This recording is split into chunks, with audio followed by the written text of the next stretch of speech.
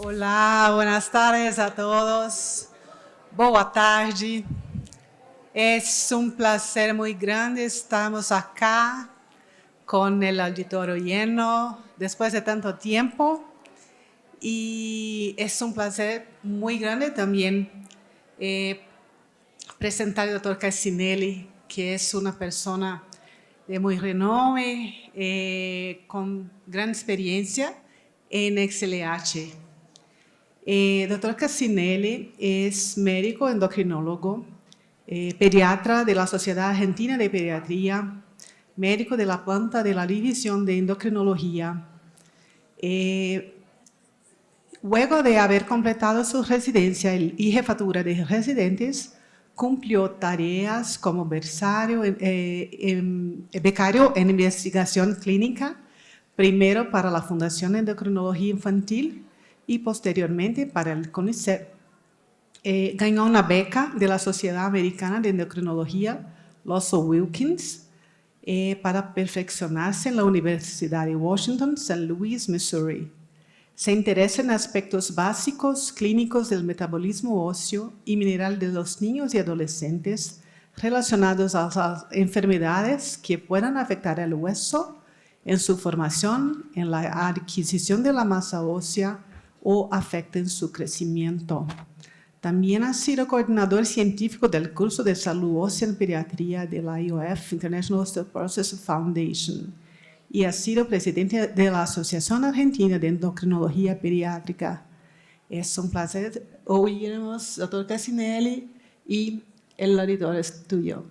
Gracias, Soraya. Gracias por la presentación. Bueno, quería agradecer al comité organizador por permitirme, juntamente con el Laboratorio Ultragenics, estar juntos de vuelta en una nueva reunión face to face de SLEP. Así que vamos a comenzar para que no... Bueno, el tema, como verán acá, es la importancia del endocrinólogo infantil en el tema terapéutico de los pacientes que tienen raquitismo hipofosfatémico ligado al cromosoma X. Bueno, esto es mi conflicto de interés. Esta es la agenda que vamos a ver. Primero vamos a hablar un poco de los antecedentes de raquitismo hipofosfatémico. Hay mucha gente joven, seguramente necesitan tener un poco más de conocimiento. Vamos a hablar sobre unos casos clínicos, después la terapia convencional, y después de las nuevas terapéuticas y el mensaje final para todos ustedes. Entonces, esto empezó hace bastante tiempo. Cuando yo empecé en endocrinología, el libro por excelencia para ver sobre metabolismo óseo era de Harrison, y justamente les llevó más o menos 10 años averiguar qué era lo que pasaba con pacientes que tenían un raquitismo al cual les daban vitamina D y no mejoraban. Y entonces empezaron ahí a descubrir que no solamente que había una hormona que tenía que regular. En ese momento empezaba la PTH, o sea, se empezaba a hablar de una hormona que regulaba, que no solamente la vitamina D. Y estos son todos los trabajos, no me voy a detener, solamente para mostrarles todo lo que llevó, el tiempo que llevó esto, hasta que se publicó y que se entendió que había en ese momento lo que se llamaba un raquitismo vitamina D resistente, porque le daban altas dosis de vitamina D y no respondía.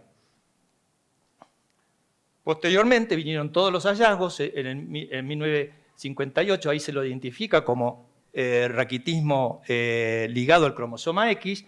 Después, todo lo que sigue, no me voy a detener, pero bueno, hasta que se puede hacer el modelo de ratón para poder experimentar, y termina en el año 2003 con la determinación de que los pacientes con raquitismo hipofosfatémico tienen elevado la hormona que se había descubierto tiempo atrás con el factor fibroblástico de crecimiento 23, la famosa FGF23.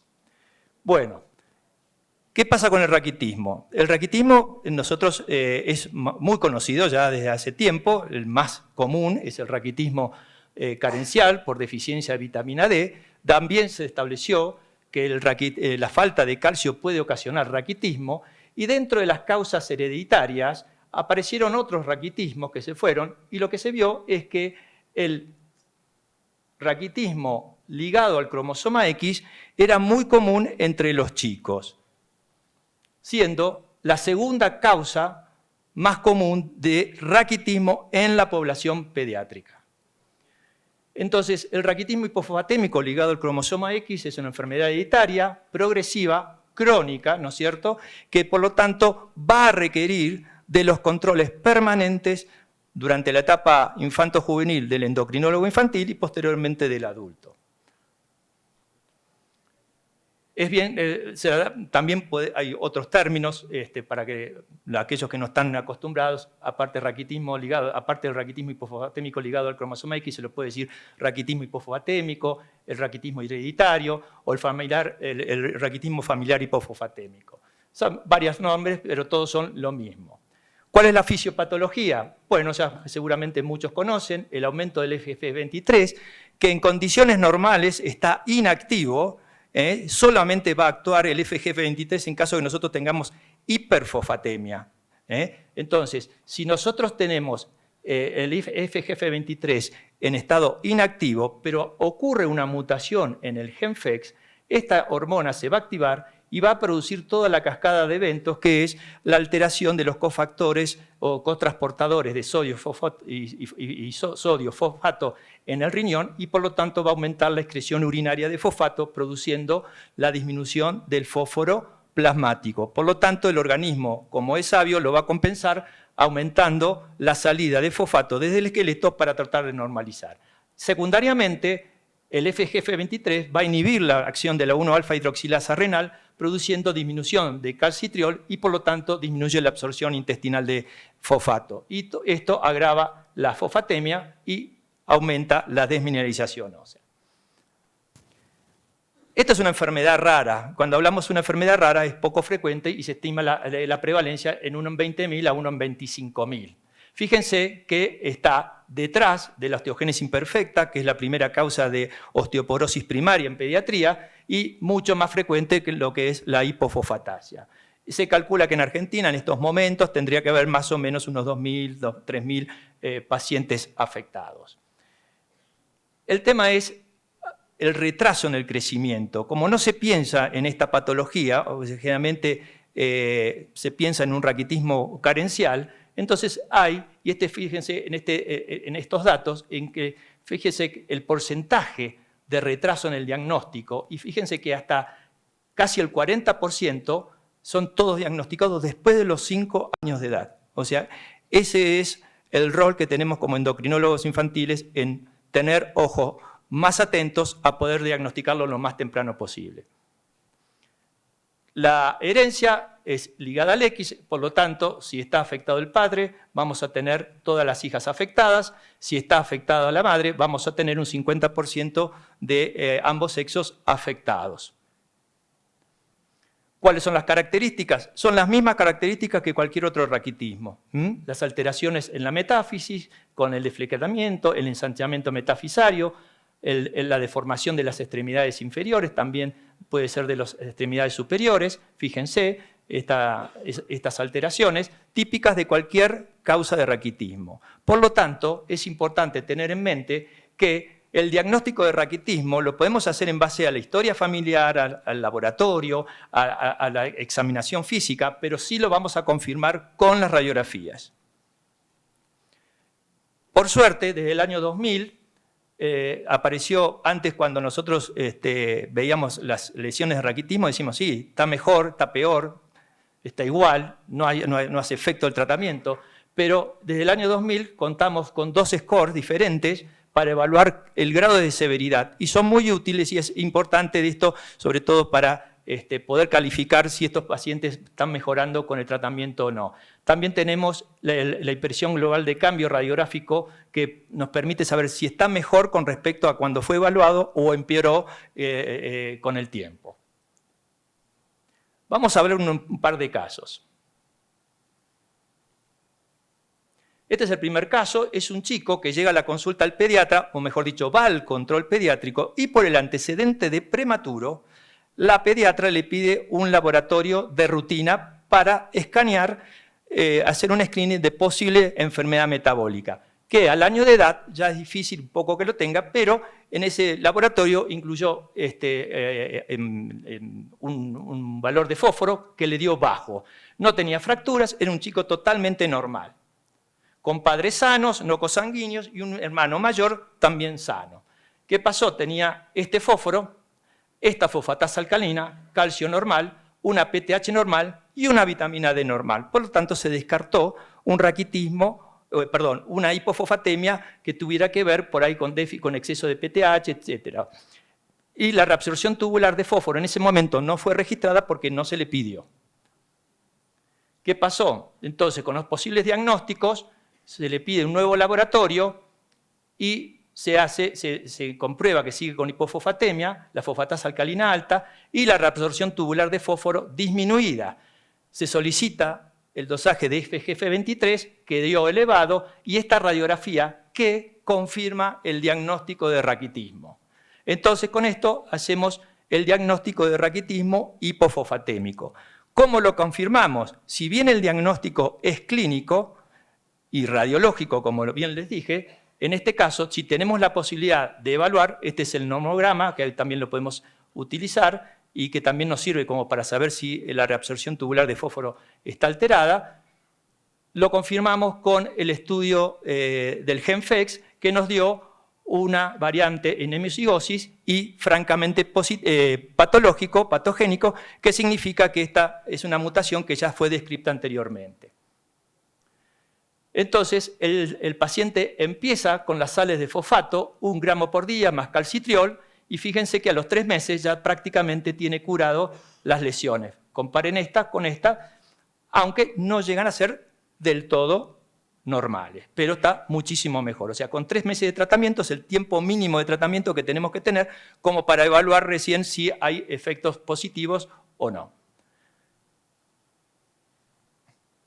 Este chico tuvo la posibilidad de ingresar a la administración del nuevo tratamiento con Burosumab y se le dio, después de 1 año y medio, fíjense que el chico tiene totalmente normalizado las metáfisis de la mano, le queda todavía un poco, a pesar del tratamiento, y fíjense, este chico tiene 1 año y medio y totalmente con un tratamiento adecuado, preventivo y controlado, mantiene sin deformaciones y una buena curva de crecimiento. No sé qué pasa. Este es otro caso, también una chiquita de 1 año que vino acá, que nos vino a ver al hospital, con el antecedente de un padre afectado, una tía afectada, que eran obviamente de un matrimonio no consanguíneo, y con una madre que lo único que tenía, no tenía ninguna sintomatología, solamente tenía baja estatura. Le hicimos los estudios, a la chica a los 6, 9 meses dio todo negativo. Cuando viene al año nos enteramos que la madre era atendida en otro hospital y que la interrogaron y no tenía ninguna sintomatología, pero le hicieron el estudio molecular y dio positivo también para la mutación del GenFEX. O sea, los hijos lo tenían, ella nunca se había estudiado, nunca tuvo manifestación clínica y a raíz de que tuvo 2 nietos que estaban afectados, se le hizo el estudio a ella. A la chica también se le hizo el estudio genético, que también dio positivo para mutación del GenFEX. Esta niña empezó primero, directamente empezó con el tratamiento con anticuerpo monoclonal. Fíjense, cuando empezó un fósforo 3,1, o sea, no estaba tampoco tan bajo, pero ya tenía lesiones de raquitismo. Al mes de tratamiento, fíjense, el fósforo picó a 4,5 y al año, fíjense, el fósforo está dentro de las variables normales, un poco menor que el del mes, pero esto es porque cuando empezó el tratamiento con un peso de 9 kilos, la dosis era una buena dosis y después, con el crecimiento y el aumento de peso, la relación dosis-peso fue un poco menor y igual al año y medio, totalmente curado las lesiones de raquitismo. ¿Qué es lo que pasa cuando tenemos el exceso de FGF23? Bueno, ya lo mencioné anteriormente, se altera la reabsorción tubular de fósforo, por lo tanto hay pérdida de fosfato, hay una disminución de la síntesis de 1,25 y esto va a ocasionar hipofosfatemia. ¿Qué pasa con la hipofosfatemia en el organismo? Va a producir enfermedad ósea y esto se caracteriza o se representa por el raquitismo, que lo podemos evaluar por los test de raquitismo que les mencioné, pero también va a tener alteración de la función muscular, para la cual tenemos test que podemos evaluar qué calidad o qué afectación tiene a través, por ejemplo, del test de la caminata a los 6 minutos o los test de tipo reumatológicos que nos permiten ver cuál es la función física. Y por otro lado, la osteomalacia y el raquitismo van a alterar el crecimiento de estos chicos. Entonces tenemos que evaluarlos con las curvas de crecimiento como cualquier pediatra y también podemos evaluar el tema del dolor y las deformaciones de las extremidades de acuerdo a los test que podemos utilizar que mencioné anteriormente. Seguimos con el tratamiento. ¿Cuáles son el gol estándar del tratamiento para los pacientes con raquitismo hipofosfatémico? Mejorar la velocidad de crecimiento, normalizar las deformaciones, como conseguimos con el paciente de 1 año, y curar la lesión ósea. Ahora, el tema es que eso no lo vamos a conseguir inmediatamente. Necesitamos tiempo, va a depender de la adherencia del tratamiento, de la cuantificación de la dosis que le estamos dando, del ajuste de dosis que tenemos que dar a estos pacientes, pero a las pocas semanas estos pacientes no van a tener dolor. Y en general, los chicos que vienen a la consulta y que se hace diagnóstico tardío no refieren que tienen dolor. No refieren porque han aprendido a vivir desde chiquitos, de pararse, caminar, gatear, con eso y no se han dado cuenta. Sí notan diferencias cuando empiezan con un tratamiento. A los 6 o 12 meses vamos a conseguir aparentemente en forma correcta, eso depende del tratamiento, la normalización de la fosfatasa alcalina. A partir del año vamos a ver mejorías en el crecimiento y entre los 3 y 4 años, fíjense el tiempo que tardamos o que vamos a necesitar para mejorar la alteración de los miembros inferiores. Por eso necesitamos diagnóstico temprano, tratamiento temprano y monitoreo adecuado del tratamiento. ¿Cuál es el estándar del tratamiento convencional? Bueno, reemplazar la pérdida de fosfato con sales de fosfato y con vitamina D, porque nos acordamos que este paciente tiene disminuido el 1,25, con lo cual, administrando calcitriol, vamos a mejorar la absorción intestinal de calcio y fósforo. Pero fíjense que hay que darlos en forma conjunta. Si nosotros damos fósforo solo, el fósforo no se va a absorber tanto. En cambio, con el calcitriol sí vamos a tener esos picos, por eso tenemos que dar en forma muy escalonada el fosfato y el calcitriol, por eso tenemos que repartir en varias dosis las dosis de la sal de fosfato para conseguir en algún momento del día normalización de los niveles de fosfato. Este es un trabajo que hicimos originariamente porque no teníamos la posibilidad nosotros de adquirir sales importadas en ese momento y entonces hacíamos la fabricación de las sales en la farmacia de nuestro hospital. Pero no sabíamos si teníamos efecto o no. Entonces hicimos la prueba, comparamos utilizando las sales importadas que algunos pacientes conseguían junto con el calcitriol y vimos que la respuesta era igual. Pero fíjense, lo que más que les quiero mostrar es que fíjense lo que dura la absorción intestinal o la normalización del fósforo. Solamente son un par de horas, después vuelve a foja cero, con lo cual por eso tenemos que dar en forma fraccionada las sales de fósforo durante el día en estos pacientes. Estas son las dosis, no me voy a detener, las tienen en todos, pero las van a conseguir en cualquier libro o en cualquier paper. Ahora, sabemos que estos pacientes necesitan ajustar la dosis de sal de fosfato y de calcitriol en forma periódica, como les mencioné anteriormente.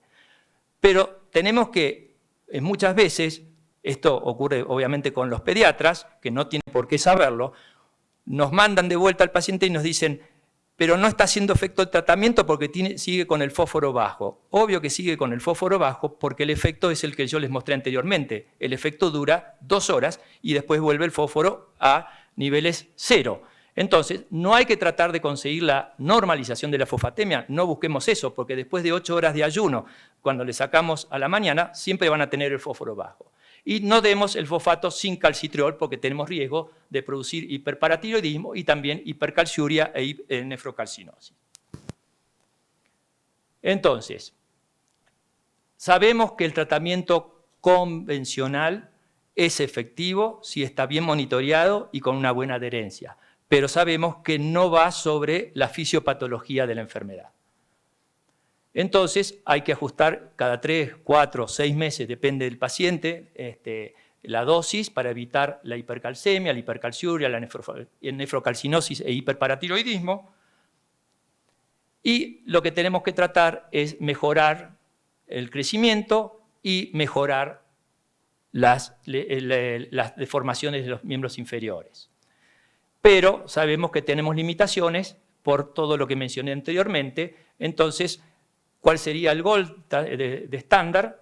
Es tratar de hacer el mejor tratamiento posible, porque inclusive con el tratamiento convencional, solamente un muy pequeño porcentaje de pacientes va a necesitar cirugía. Si nosotros hacemos bien el seguimiento y tenemos una buena llegada al paciente y el paciente cumple con nuestras indicaciones, estos chicos tranquilamente van a tener una alineación totalmente normal y no van a requerir cirugías. Estos son los gráficos antiguos de crecimiento de los pacientes, tanto en varones. Fíjense las curvas normales, estos son datos extranjeros, y fíjense que la mayoría de los chicos con raquitismo hipofatémico quedan por debajo de las curvas normales. Fíjense también que si nosotros nos fijamos lo que es la estatura sentada, ¿no es cierto?, o la extensión de la brasa, son normales en estos pacientes, pero la estatura y la estatura sentada es diferente. Este es un estudio muy, muy bueno del Hospital Garraham, donde después de muchísimos años recolectaron todas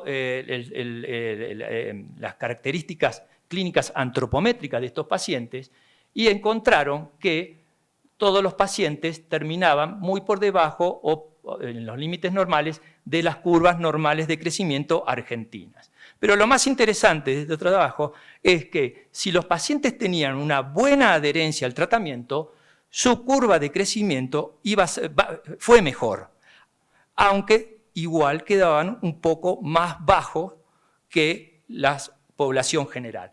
Y si los pacientes tenían una mala adherencia al tratamiento, sí quedan mucho más bajos que la población general.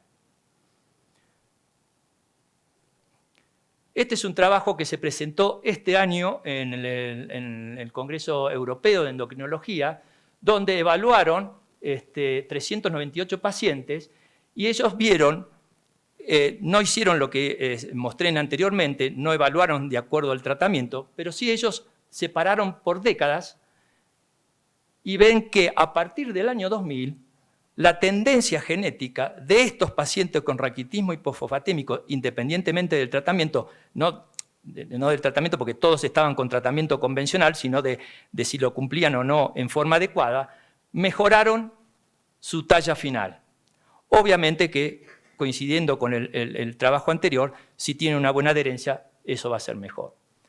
¿Qué pasó en los últimos años? Sabemos que el tratamiento convencional no va a llegar a cubrir, porque es una canilla, es una canilla abierta, un balde que está agujereado, por lo tanto nosotros vamos a estar reemplazando fosfato, pero se va a seguir frenando. Entonces, ¿cómo podemos parar el exceso de FGF23? Bueno, uno sería reemplazar el FEX, eso no se puede, son más de 350 mutaciones, inhibir la síntesis de FGF23 o inhibir la acción. Esto fue lo que, ya todos ustedes saben, lo que se hizo, el tratamiento con el anticuerpo monoclonal, del trabajo de Carpenter y colaboradores. No me voy a detener mucho en todo esto porque ya creo que muchos lo saben, pero sí quiero mostrar, no sé qué pasa con el puntero, ahí está. Entonces, el anticuerpo monoclonal se reconoce a la FGF23, entonces no actúa, se restaura la acción de los cotransportadores de sodio-potasio a nivel renal y por lo tanto disminuye la excreción de fosfato. Por lo tanto, se normaliza la fosfatemia y mejora la minimización esquelética. Y también aumenta la producción de 1-alfa-hidroxilasa con el consiguiente incremento de 1,25 y aumento de la absorción intestinal de fosfato, mejorando todo el sistema de fosfato del organismo. Bueno, ellos empezaron con 2 esquemas, cada 4 semanas o cada 2 semanas. El primer endpoint fue tratar de mejorar el score de raquitismo y lo consiguieron. Fíjense que tanto con el esquema de 2 semanas o cada 4 semanas se mejoró el score de raquitismo. Y lo que pasó es que lo que encontraron ellos es que, fíjense cómo con el esquema cada 15 días, o sea, cada 2 semanas, los niveles de fosfato se mantienen dentro de lo normal y en forma mucho más prolongada que si uno lo da cada 4 semanas. Lo mismo pasó con la reabsorción tubular de fósforo, o mejor dicho, mejora la reabsorción tubular de fósforo y por ende mejora la fosfatemia. También mejoraron los niveles de 1,25 de forma similar con ambos esquemas y la fosfatasa alcalina mejoró mucho más rápido y más sostenido con el esquema de cada 15 días. Los parámetros de score severidad de raquitismo y la impresión global de cambio con el esquema, tanto de cada 4 semanas o cada 2 semanas, mejoraron, pero fue mejor un poco con el de cada 15 días.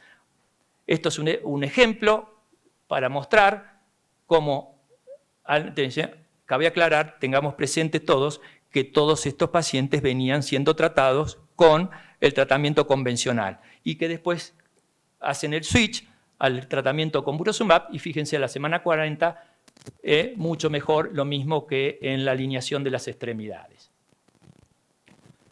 Desde el punto de vista de seguridad del tratamiento con el anticuerpo monoclonal, fue muy bueno, bien aceptado, solamente un solo efecto adverso no relacionado con la patología y la mayoría son las reacciones en el sitio de aplicación. Esto fue aprobado por la FDA. Nosotros hicimos nuestra propia experiencia, fue presentado este año en Dublín, los 2 años, y fíjense, pacientes que venían siendo tratados con el tratamiento convencional, cómo mejoraron la fosfatemia, ¿sí? Cómo disminuyó la fosfatasa alcalina, cómo mejoró la reabsorción tubular de fósforo. Acá los que están en negro son los pacientes prepuberales, los de azul son los postpuberales, con lo cual no se puede evaluar la velocidad de crecimiento, pero sí nosotros encontramos que los primeros 6 meses y 12 meses de tratamiento mejoró mucho más el ritmo de crecimiento, pero después se mantuvo estable. Con lo cual, y desde el punto de vista radiológico, fíjense en este caso cómo teníamos un total de 6 puntos, tanto usando el score de severidad de raquitismo, de hasta un total de 10, siendo 10 el más severo, tenían al inicio en promedio los pacientes 6 y después de los 12 meses llegaron a 2 puntos sobre 10 y en algunos casos prácticamente 0. Teníamos algunos pacientes. Este es otro paciente que tuvimos la oportunidad, fíjense, de 7 años, un varón, pero acá 6 meses de tratamiento. O sea, los individualizamos a ver qué pasaba en forma individual y fíjense, este chico con 6 meses de tratamiento ya tenía una curación total. Esta chica de 6 años, fíjense, basal, con las alteraciones metafisarias, con las lesiones típicas, y fíjense que prácticamente normales a los 6 meses de tratamiento. Entonces, el tratamiento con Burosumab es efectivo, seguro, pero ¿qué pasa si lo comparamos con el tratamiento con el tratamiento convencional? Bueno, los mismos autores se encargaron de hacer el ensayo y encontraron que obviamente había grandes diferencias entre lo que es los niveles de fosfatemia con respecto a los que realizan el tratamiento convencional, obvio, porque, como les mostré anteriormente, no había una buena absorción. La mejoría en la reabsorción tubular de fósforo, y lo que se vio es que los pacientes con tratamiento convencional siguen mejorando su score de raquitismo, pero utilizando el tratamiento con anticuerpo monoclonal la mejoría fue mucho más notoria. Y acá tenemos estos pacientes que fíjense que en muñeca venían siendo tratados con tratamiento convencional, se los suitea al tratamiento con anticuerpo monoclonal y fíjense que a la semana 40 está mucho mejor, lo mismo que en rodilla. Aunque en este caso ustedes van a decir, obviamente, que todavía no se curó y estamos de acuerdo. Entonces, el tratamiento con el anticuerpo monoclonal parece ser mucho más efectivo, mejorando el raquitismo, el crecimiento y la deformidad de las extremidades y la movilidad de estos pacientes. Hay mejorías significativas clínicas y lo que tenemos que ver, y eso lo va a decir el tiempo, es evitar las complicaciones que tienen los pacientes con raquitismo hipofobatémico utilizando esta nueva terapéutica para ver la mejoría. Ahora, eso fue en el año 2018, estamos en el año 2022. Entonces, el mismo grupo, en este caso liderado por el grupo francés de la doctora Lingla, hicieron una evaluación hasta 160 semanas de pacientes que estaban en tratamiento con el tratamiento con anticuerpo monoclonal y también compararlos con los pacientes que tenían tratamiento convencional y que en algún momento se los pasa al tratamiento con anticuerpo monoclonal y ven que en el tiempo los que venían recibiendo el tratamiento con anticuerpo monoclonal siguen mejorando el fósforo, la reabsorción tubular de fósforo, y aquellos que venían con el tratamiento con Burosumab pasan del tratamiento convencional, pasan al tratamiento con Burosumab, mejoran y se sostienen también en el tiempo la mejoría. Lo mismo ocurre con los scores de severidad de raquitismo, fíjense acá, cómo van a la semana 40, 64, 88 y 160, o sea que mucho más prolongado en el tiempo el seguimiento y todos tienen una mejoría en el score de severidad de raquitismo y una mejoría en cambio global, en la impresión global de cambio del raquitismo, ¿sí? Entonces, el Burosumab efectivamente mejora el metabolismo del fósforo y del calcitriol, la severidad del raquitismo y algunas características, como les mostré anteriormente, del raquitismo hipofatémico pueden tener que necesitar más tiempo de tratamiento, o sea, más allá inclusive de las 100 semanas como muestran ellos, o como mostré yo en algunos casos, que necesitan más tiempo de tratamiento para lograr una curación total. Y eso va a tener que ver con el tema de la dosis, que eso es otro tema de nosotros que voy a mostrar justamente en esta diapositiva, es que a veces vamos a necesitar más dosis de anticuerpo monoclonal para conseguir una rápida y mejor curación, sobre todo en aquellos que tienen las formas severas, en aquellos que no responden bien, que siguen teniendo deformaciones, que no toleran bien la medicación y o que tienen ya signos de alguna alteración a nivel nefrológico. Y fíjense también que cuando llegan a la adolescencia, también el grupo francés encontraron que posiblemente los chicos que tengan más de 13 años necesiten mayores dosis ajustadas por su crecimiento para lograr un mejor crecimiento, una mejor normalización de los parámetros metabólicos del metabolismo óseo y de las lesiones de raquitismo, ¿sí? Esto también se presentó este año. Esto es un análisis interino de un registro europeo de todos pacientes con raquitismo hipofosfatémico. Y lo que ellos encontraron, por eso lo puse, es que fíjense que sigue habiendo un retraso en hacer el diagnóstico de esta patología, ¿sí? Y eso es lo que nosotros como endocrinólogos infantiles tenemos que estar atentos, poder ayudar a los pediatras para que no tengan un camino tan tortuoso para llegar al diagnóstico, al tratamiento y a la curación y a una mejor calidad de vida, que es el final de esta historia. Bueno,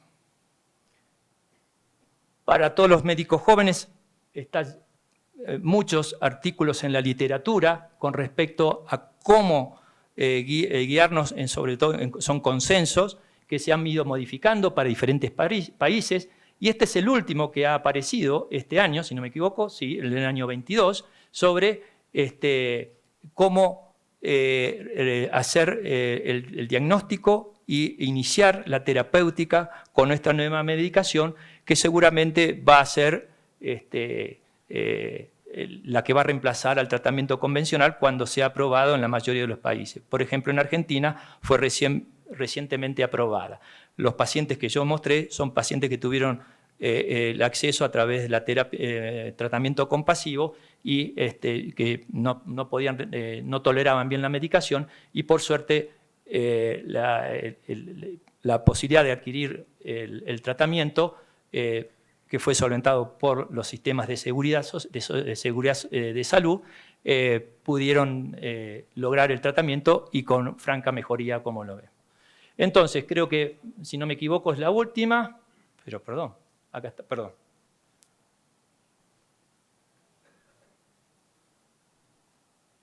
Pero ahí está. Bueno, acordarse que el raquitismo hipofosfatémico tenemos que pensarlo como la segunda causa más frecuente de raquitismo en la población pediátrica. Es el raquitismo hereditario más frecuente, ¿sí? Hacer un correcto diagnóstico, iniciar tempranamente el tratamiento permite que haya una mejoría tanto clínica como bioquímica, reduce las complicaciones y todo esto va a repercutir sobre la calidad de vida de estos pacientes, ¿sí? El tratamiento convencional sirve, pero tiene sus limitaciones. O sea, uno, si no tiene acceso a otro, tiene que iniciar el tratamiento lo antes posible con esta medicación, ¿sí? Ahora, abordando la fisiopatología, vamos a saber que vamos a necesitar del anticuerpo monoclonal. Entonces, inclusive tratamientos prolongados, ya se ha visto que va a mejorar la calidad o las características del raquitismo y estamos esperando que el tiempo nos diga que va a tener un efecto potencial en prevenir las complicaciones que tienen a largo plazo estos pacientes con raquitismo hipofosfatémico. Entonces, con el anticuerpo monoclonal vamos a mejorar el raquitismo, el crecimiento, la deformidad de las extremidades y la movilidad. Los pediatras endocrinólogos deben reconocer e iniciar en forma apropiada el tratamiento lo más rápido que sea posible, ¿sí? Y para el final, todavía uno se pregunta, la misma pregunta se hizo este año en ESPE, en la reunión de ESPE, es ¿qué pasa con el crecimiento final? ¿Qué pasa? ¿Cuál es la dosis? Ya vimos que algunos chicos empiezan con una dosis, como crecen la dosis disminuye y unos persisten con buena resolución y con buena evolución y otros necesitan incrementarla, otros como vimos, las formas graves o por la edad que necesite ajustarse. ¿Y qué va a pasar con las complicaciones? Eso lo vamos a saber, no hay ningún dato todavía y eso el tiempo lo va a poder determinar. Este es el equipo nuestro que seguimos a estos pacientes. Tenemos la gracia de poder participar de un programa de monitoreo de esta enfermedad que es internacional, que dura 10 años, y estos son los que nos ayudan todos los días, y este es el equipo del hospital. Muchísimas gracias. Muchas gracias, doctor Cassinelli, por la didáctica, por compartir tu experiencia, tus casos. Vamos a empezar la sesión de preguntas. Yo tengo varias, entonces... si quieren hacer cualquier pregunta, doctor Cassinelli, hay los micrófonos. ¿Sí? Hola, buenas tardes. Soy Cristina Bazán de Argentina. Primero quiero felicitar a Cacho Cassinelli por la excelente conferencia que nos dio, didáctica, clara, como siempre eres. Y yo te quería preguntar, ¿cómo se haría para tener un parámetro para individualizar a los pacientes que van a tener más tiempo de tratamiento con el anticuerpo monoclonal? ¿Cuáles serían los criterios que, en vista de todo lo que vos conoces, de tu experiencia y la experiencia internacional, cuáles serían los tips que podrían irse manifestando como criterios? Bueno, primero, ¿se escucha? Sí. Iniciar el tratamiento y hacer un seguimiento que nosotros hacemos por ahí a los 3 meses y a los 6 meses y después, si vemos mejoría, mucha más radiología no vamos a hacer. De hecho, por ejemplo, el programa de monitoreo tiene radiologías durante el primer año y después del primer año hasta el tercero o quinto no vuelve a pedir radiología, sabiendo cómo estaba anteriormente. Pero yo creo que desde el punto de vista clínico es cómo está el paciente y cómo está radiológicamente. Una vez que vemos que hay, no digamos una curación total, pero si vemos que hay una gran mejoría radiológica, ya no podemos quedar tranquilos. Después, ¿cuánto tiempo va a durar el tratamiento? Bueno, en principio hasta que termine de crecer. Bien. Ya hay algunos adultos que se están tratando, obviamente, y que en ese caso el tratamiento es más que nada para disminuir más que nada el dolor que tienen estos pacientes. Eso. Las deformaciones no las van a corregir con el tratamiento, ¿sí? Sí vas a mejorar los niveles y la idea es que si esos pacientes todavía no se sabe si tienen alguna de las complicaciones como es la calcificación de los tendones o de la columna vertebral, si eso disminuye o no con el tratamiento, faltan datos. Yo no hago adultos, con lo cual no tengo resultados. Creo que el doctor Pablo Florenzano, que tiene un mini simposio junto conmigo el día viernes, va a hablar sobre ese tema. No sé si tiene resultados todavía, pero él ve adultos, con lo cual él va a tener mucho más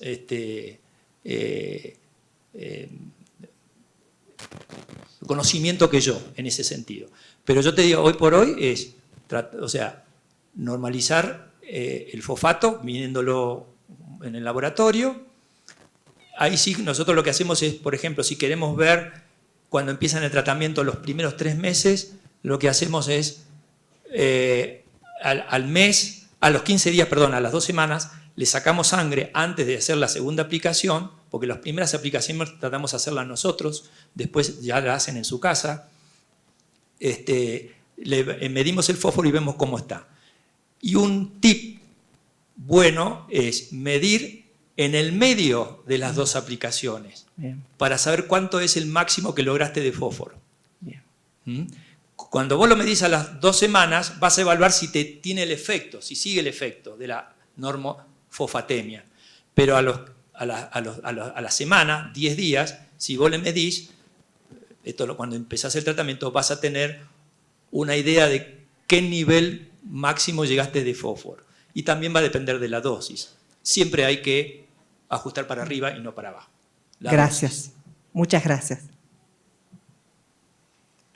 Y cuando piensan en sus preguntas, hago las mías, es ¿cómo se puede reducir la edad al diagnóstico? Educando a los pediatras, que son los primeros que van a recibir a estos pacientes. La mayoría de los pacientes, como mostré, tardan mucho tiempo en llegar a la consulta con el especialista, que a veces no es el endocrinólogo infantil, sino que también es el nefrólogo, pero generalmente lo consultan al pediatra o a un traumatólogo, porque ven las deformaciones de las extremidades. ¿Cómo podemos tratar de disminuir el tiempo? Educando a los pediatras, sabiendo que cuando hay deformaciones, que a veces le dicen, no, es normal, que hay un genuvaro normal fisiológico.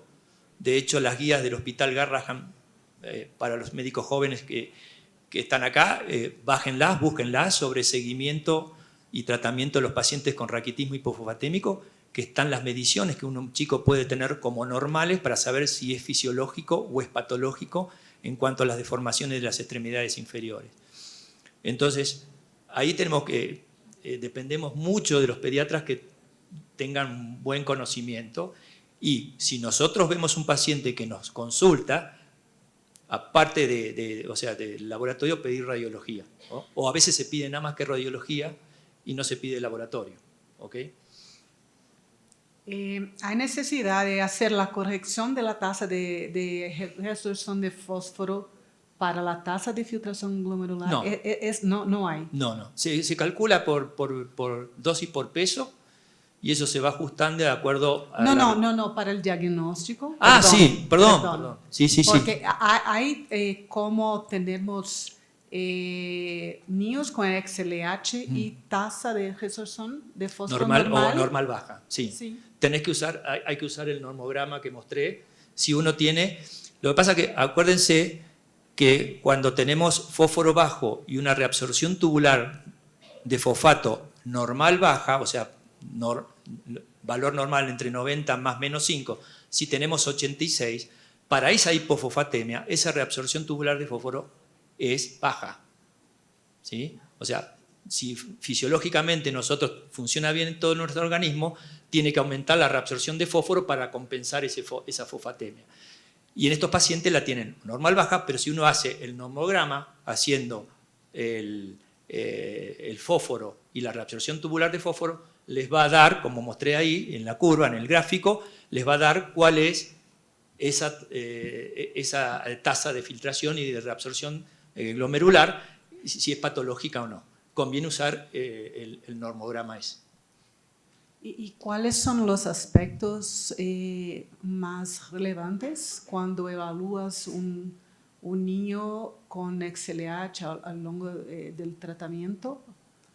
¿Bajo tratamiento? A lo largo del tratamiento, ¿cuáles son los aspectos más relevantes para nosotros endocrinólogos?